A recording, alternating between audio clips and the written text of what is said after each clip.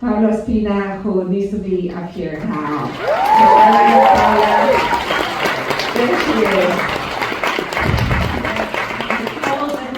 I'm not Steve Sharma who introduced the film. I'm very sorry. I'm Anya Subtitles. I'm another programmer on the festival team.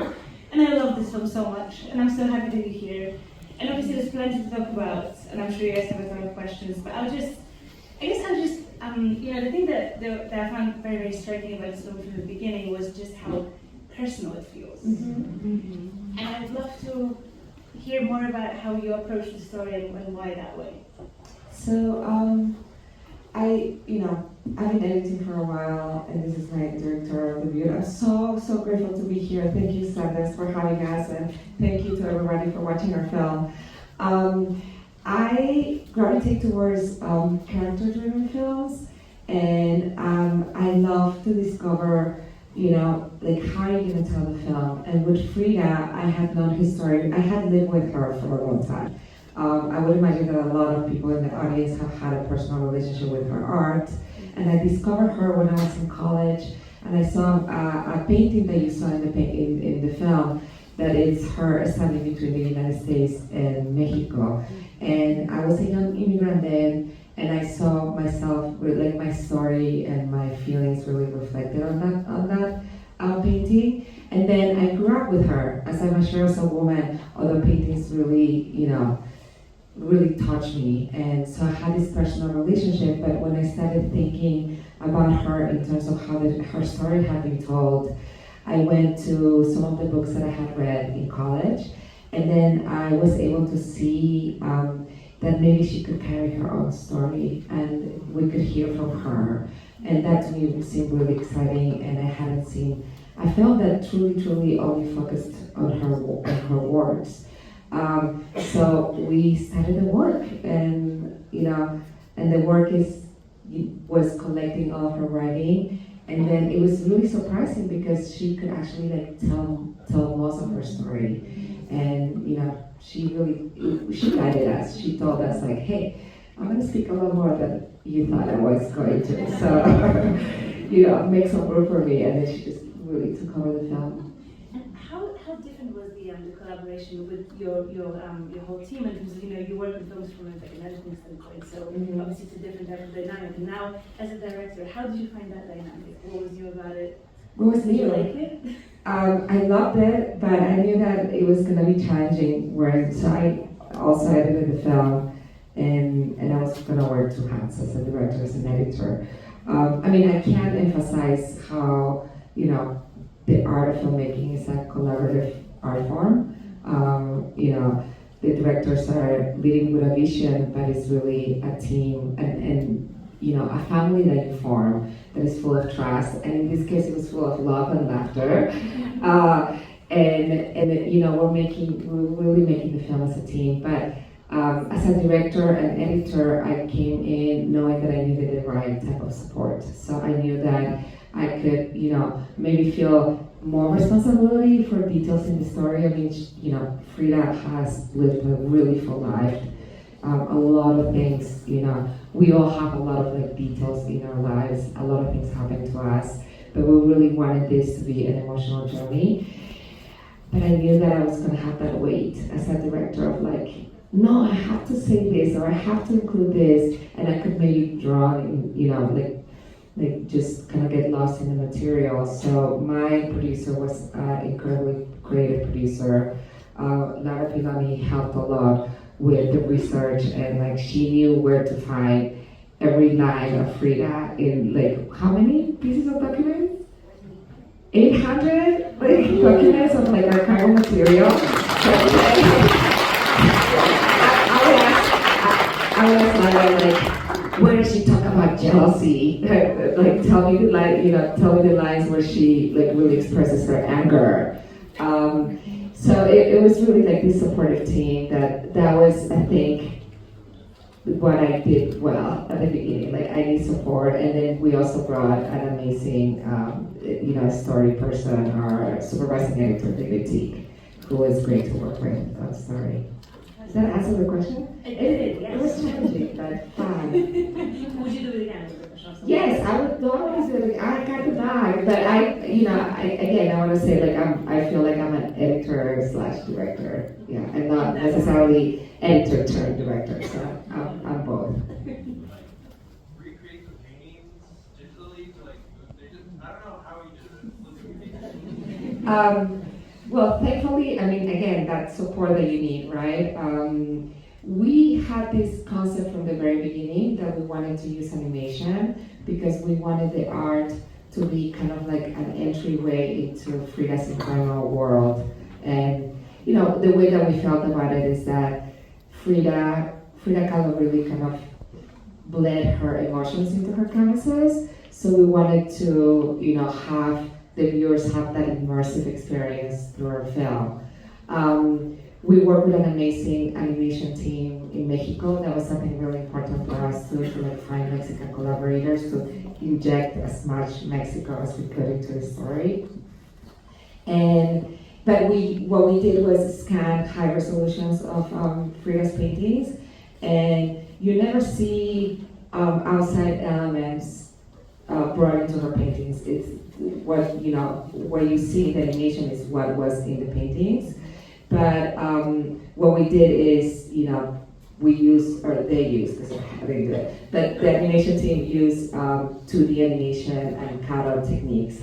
That's what they told me how to describe it. To kind of isolate the different elements in her paintings, and then we could, add movement and kind of swing within her art. And also, it gave me the power to highlight the details in the pieces that we wanted to highlight, because her pieces are full of details. But if she was talking about, like, for example, the painting where she cuts her hair, right?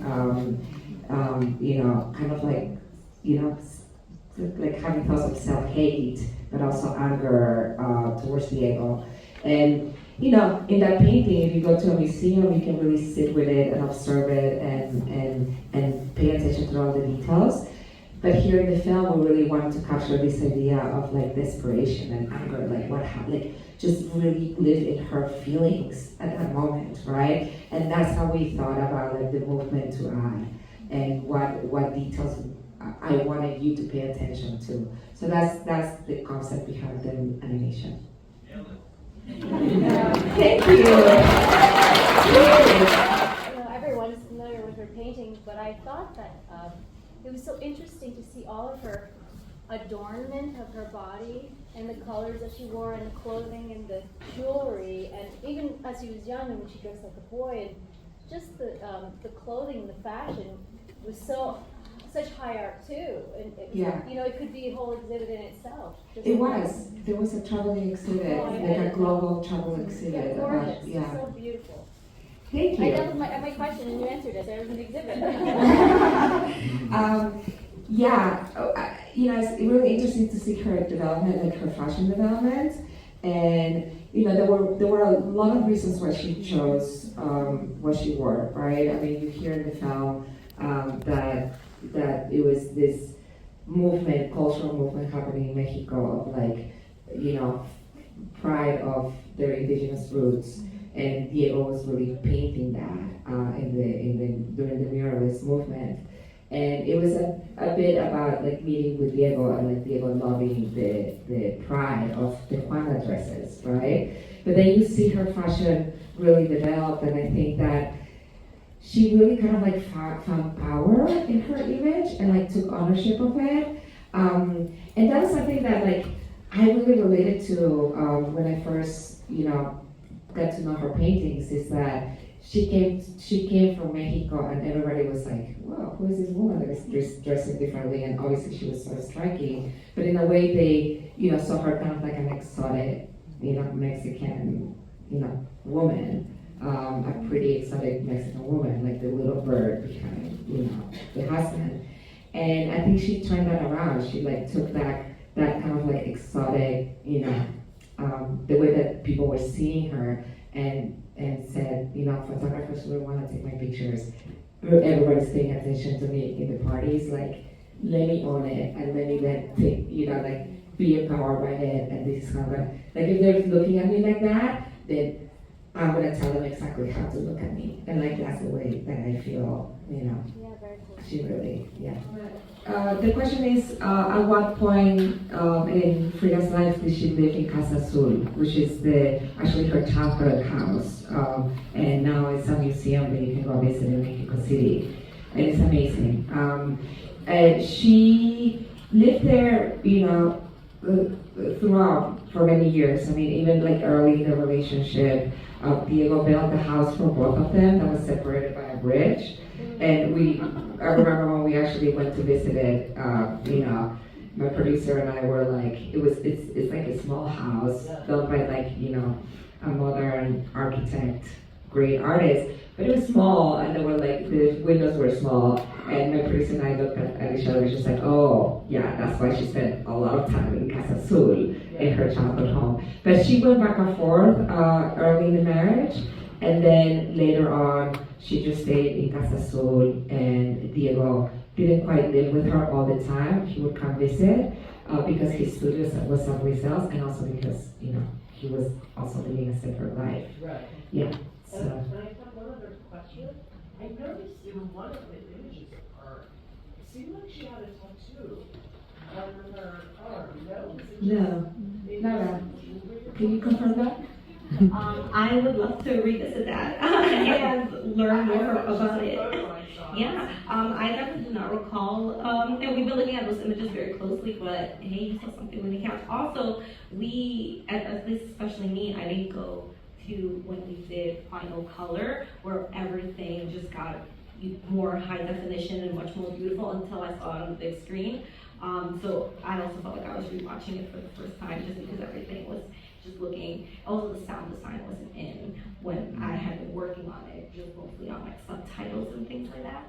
So anyway, watching it with an audience has been like a whole other experience. Really cool. But now I want to look for this tattoo, which I'm a little skeptical about, but I'll trust you. Okay, we look for the casting the voice and talk a little bit about your process for finding the voice. So obviously there's no recording of Frida's voice. A few years ago, somebody thought, or I think an archives house thought that they had found a recording of her voice, but then, and correct me if I'm wrong, Laura, but then somebody came out and said, no, that's my grandmother. Which in a way like gave us a lot of freedom, right? But my team collected every description because we had all her writings, but also interviews both in audio and written interviews with a lot of people that knew her, that were witness of her life, and so we collected every description of her voice that we had. So you don't see that in the film, but like that's what gave us a little bit of guidance as well.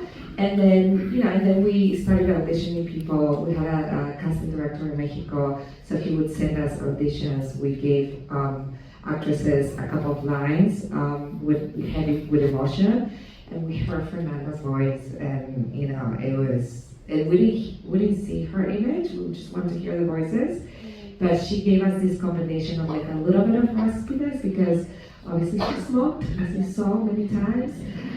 We started with her smoking, but also and a maturity, but also this kind of curiosity that you see in her early years, and this curiosity and intensity relationship with the outside world, and just like this passion and love for life, and Fernanda's not only like her voice texture gave us that, but also just her performance. And then when we went to Mexico to record with her, I decided to sit in the booth close to her, and not be kind of like behind the window, because I wanted to get the sense of like, okay, I'm talking to Frida, I'm sitting with her in the last year of her life, she's in bed, and like she's telling me her secrets. So I wanted to get that. So that's how we approach the performance. And so that's what you hear. Fernanda's extraordinary. We saw her image after we like got the first impression of her voice, and strikingly, she kind of looks like Frida. So when we do documentaries and biographies, sometimes we keep some things very secret and discreet, but I have a sense that you just wanted to show Frida for who she was. Love her, accept her, whatever it was, you really truly showed her. And I love this woman. And I cried at the end because she's been part of our story, our family story, for a very long time. So thank you for creating such a beautiful film. And that's how I felt at the beginning. I mean, I claimed her, right? Yeah. When I met her art, like when I met her, I claimed her because I saw, and in a lot of her paintings, like I've seen myself, like I've seen Frida, like looking back at my own feelings, right? Thank you that you said that. I mean, we, from the very beginning, we wanted a first-person approach to this film.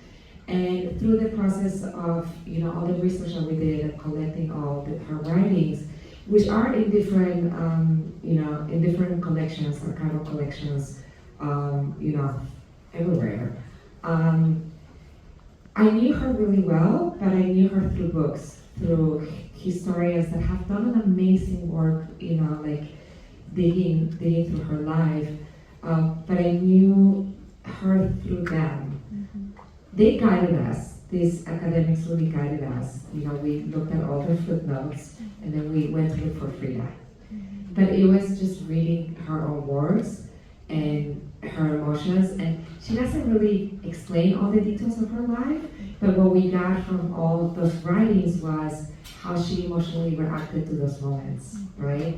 And that, like, hearing the texture or reading the texture of her personality, like her sarcasm, like I knew she had a sense of humor. I knew she didn't love, Paris and Paris intellectuals. But when you read like the flowery language that she uses, and she wrote 2 letters, one in English and one in Spanish, to 2 different people about the same thing, and you're like, yeah, I'm hearing from her, and this is one we wanted to share with you. So I'm so glad that you sensed her, and maybe we did a job. Thank you. I think we all did. I'm sorry, that's all we've done for. Please don't hate me. Thank you so much again. Hey, this is Eric from IONCINEMA.com. If you want to support us, subscribe below. For more reviews, interviews, film festival coverage from Sundance, Cannes, Toronto, you want to check out these guys on this side.